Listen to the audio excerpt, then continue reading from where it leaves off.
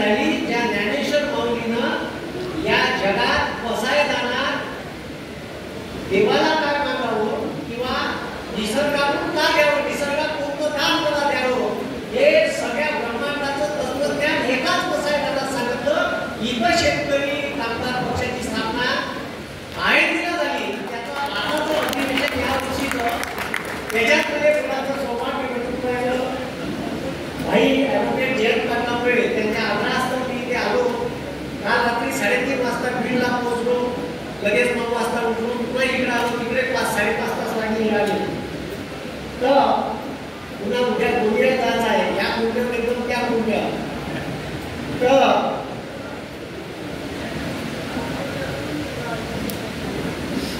मला इथं उपस्थित असणाऱ्या सगळ्या नेत्यांना सांगावंसं वाटते, कार्यकर्त्यांनी मी सांगावंसं वाटते शेतकरी कामगार पक्षाचा. मला वाटते कार्यकर्ता सहसा विकल्या जात नाही, विकल्या जातात नेते.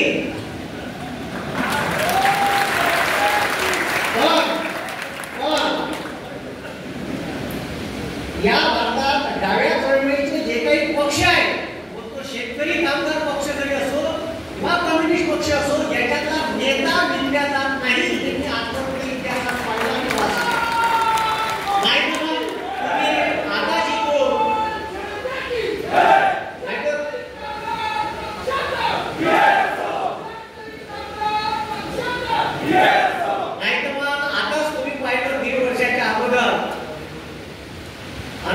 इथून 4.5 वर्षाच्या अगोदर पाहिलं सर, सकाळी सकाळी उठून झोपेतून उठून टीव्ही लावतो मी, एकदम शपथविधी चालू होता का नाही.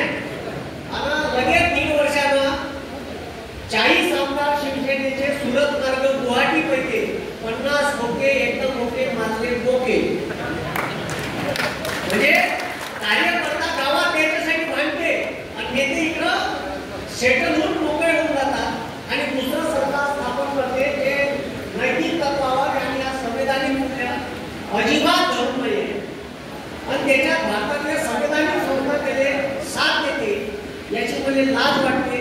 कारण सध्या या देशात संविधानावर अस्तित्वात सरकार आहे का नाही असं मला कवा वाटते. या देशाचं संविधान वाचलं पाहिजे, या देशातला शेतकरी वाचला पाहिजे. कारण या जगात एकच नायका पाहिजे, 1000 जागे एका जागेचे 1000 जागे करते. पण असा एकमेव माणूस आहे या जगात त्याच्या मालाचे भाव त्याने ठरवता येत नाही. नाही शेतकरी एका जागेचे 1000 जागे करते, राबडा रक्ताचं पाणी त्या शेतात करते आणि त्याचं प्रतिनिधित्व या देशाच्या संविधानात नाही राहत, या देशाच्या संसदेत राहत नाही. आणि मग हे मस्तवाद सांड आंदोलन करायला गेले तर पाकिस्तानच्या बॉर्डरवर एवढे बॅरिकेड्स नाही, एवढे बॅरिकेड्स ते दिल्लीतच सिग्नेचर पाहिजे म्हणून लावले. तुम्ही पाहिलं निवडणुकीच्या अगोदर पाहिलं 3 शेतकरी विरोधी कायदे केले त्या गाडीवाल्या चौक्यात गेले होते का नाही. बरं कायदेने असे खतरनाक केले कॉर्पोरेट शेती. त्याच्यानंतर म्हणे कोणालाही माल खरेदी करता येईल शेतकऱ्याचा पीक निघाच्या अगोदर. आणि हे इतकं बदमाश आहे म्हणजे इंग्रज आहे ना, जेव्हा फॅक्टऱ्या भारतात आणल्या, कंपन्या भारतात आणल्या, तेव्हा फॅक्टरी ऍक्ट केला होता. त्या फॅक्टरी ऍक्ट मध्ये कामगाराचे कामाचे तास 16 तास होते. डॉक्टर बाबासाहेब आंबेडकर जेव्हा मजूर मंत्री झाले 1942 इंग्रजांच्या काळात, तेव्हा त्यांना 16 तासाचे 12 केले आणि भारत स्वतंत्र झाल्यावर त्यांना 12चे पुन्हा 8 केले. या चोट्यानं 8चे 12 केले. म्हणजे किती आहे एक बदमाश. आणि मी शेतकरी आहे, माझ्याकडे 10 एकर शेती आहे, सोयाबीन कापूस तुरी पेरणारा माणूस आहे. मी 1350 रुपयाची DAPची बॅग आता म्हणजे आता तर 1450 ची झाली. मी 550 रुपयाची DAPची बॅग घेऊ 550 ची. यानं सगळ्या फवाऱ्याच्या औषधावर खतावर 18% GST लावला, पण वैदिकच्या कपावर बी लावला. म्हणजे मेल्यावर बी सोडलं नाही तुम्हाला. म्हणजे तुम्ही समजून घ्या का या देशात आता चालू काय. आणि यायला ज्या स्कीमा आणल्या त्या स्कीमा ज्या लोकांचे नावच तुम्हाला माहित नाही, काही काही कर्मचाऱ्यांना माहित नाही. एक दिवस आपल्या वगैरे जयंती साजरी होऊन राहिली, दीनदयाळ उपाध्याय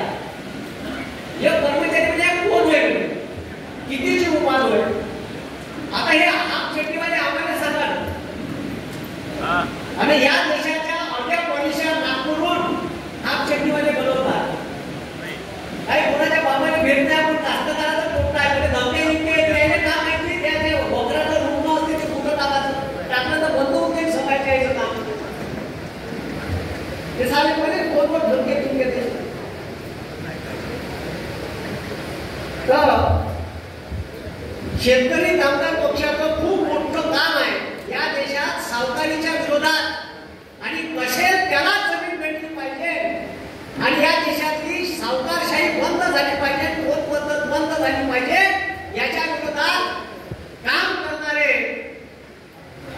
नारायण नागो पाटील हे शेतकरी कामगार पक्षा अंतर्गत त्यांनी जेव्हा आंदोलन केलं होतं तेव्हा जन्म नव्हता, पण मात्र ही चळवळ होती. 7 वर्ष आंदोलन केलं आणि 7 वर्ष आंदोलन कसं केलं तर शेती कसाचीच नाही. आणि मग का खाते तुम्हाला सांगतो सारे लोक पैशाच्या मागे लागले, पण तुम्हाला सांगतो या देशातल्या शेतकऱ्यांना जर म्हणलं मी उगवणच बंद करेन तर मोठे माती खालं इंटरनेटवरून भाकर डाउनलोड नाही करता येत. किती वेळच्या पुढे गेलं 5G 6G आलं भाकर डाउनलोड करायची पद्धत नाही आहे. त्याच्यासाठी शेतात रवास आणलं आणि किती काही आर्टिफिशियल इंटेलिजन्स आणलं अजून त्याच्यावर मोठी टेक्नॉलॉजी आली. तर पोटासाठी लागणारं अन्नधान्य या शेतीतून येते, त्या संख्येत असणाऱ्या छोटे समजायला पाहिजे. एक शेतकऱ्यानं फक्त मुंबई पुण्याचं दूध बंद केलं होतं. दूध कशी जळली होती याची आहे का नाही. आणि शेतकरीचा संवाद केला तर का होईल विचार करा. म्हणून या देशाचा कष्टकरी शेतकरी जगला पाहिजे, म्हणून शेतकरी कामगार पक्षही जगला पाहिजे. कारण या पक्षात कार्यकर्ते इथले जात नाही आणि निधी इथले जात नाही हे मी माझ्या डोळ्यात पाहिलं. म्हणून तो जो दरीचा संप होता तो रायगड जिल्ह्यात त्यावेळेस केला होत पद्धत बंद झाली पाहिजे म्हणून 1933 ते 1939 च्या दरम्यान इथून या शेतकरी कामगार पक्षाने त्या विचाराची धार आहे आणि शेतकरी कामगार पक्ष हा खरंच शेतकरी आणि कामगारांसाठी प्रश्न करते. आता मी येताना तुम्हाला क्लिअर दिसून राहिला असेल, मागच्या वर्षी वारीला आलो होतो पंढरपुरात येताना. या वर्षी कार्यक्रम होते आणि विधानसभेची तयारी चालू आहे म्हणून तिकडं गावामध्ये भेटीगाठी चालू आहे.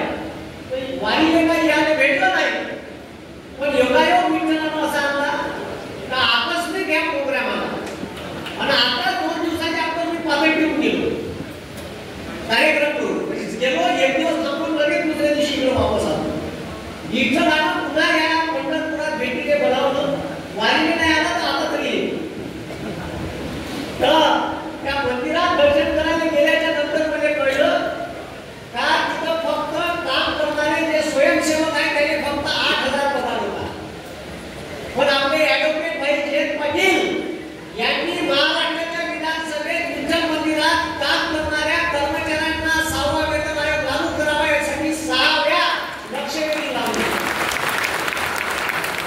आणि लक्षवेधी लावून त्यांना 6वा वेतन आयोग लागू करून दिला आणि त्यांच्या पगारात आता भरमसाठ वाढ झाली असं ते कर्मचारी सांगत होते.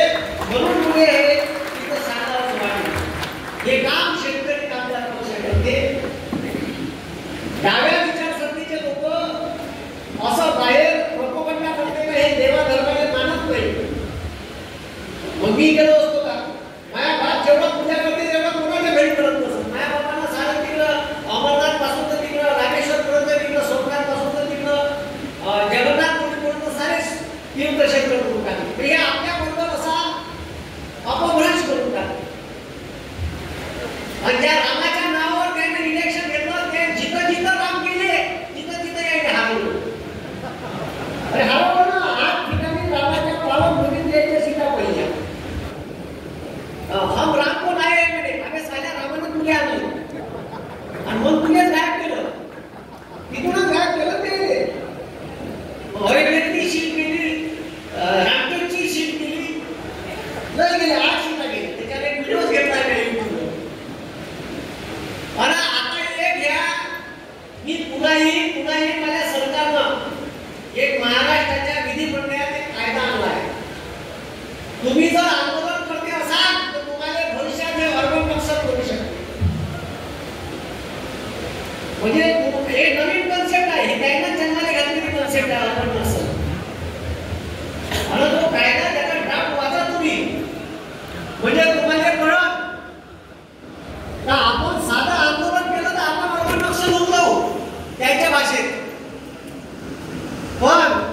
मला एवढं म्हणायचं आहे, जर एखाद्याने दुसऱ्याने गाडाने गड्डा खोदला तर त्या गड्ड्यात आपण बी पडू शकतो ना भाऊ. समजा केला कायदा, सरकार बदललं आणि तुम्हीच आंदोलन केलं, तर आम्ही तुम्हाला वरून लाथ मारून पडू त्या गड्ड्यात. अरे हरकुंडी किती नाते भाई. आज आम्ही या विरोधात, तुम्ही उद्या राहू शकता. कायदा करताना बरोबर करा. आणि हे कायदा करताना नेहमीच या देशातील शेतकरी, कष्टकरी आणि बहुजनावर अन्याय झाला पाहिजे असे कायदे करते. आणि आपल्याला निव्वळ फसवे आकडे करून परत लावा. या देशात सर्वात जास्त टॅक्स देणारं राज्य महाराष्ट्र आहे. आणि महाराष्ट्राने का दिले विधानसभेसाठी पैसे, म्हणजे याचं सरकार टिकलं पाहिजे. दोन माणसाच्या खांद्यावर आहे सध्या. त्याने 60,000 करोड रुपये एका राज्यात झालं. 11 मिनिट झाली. करायचे का सरकार आहे.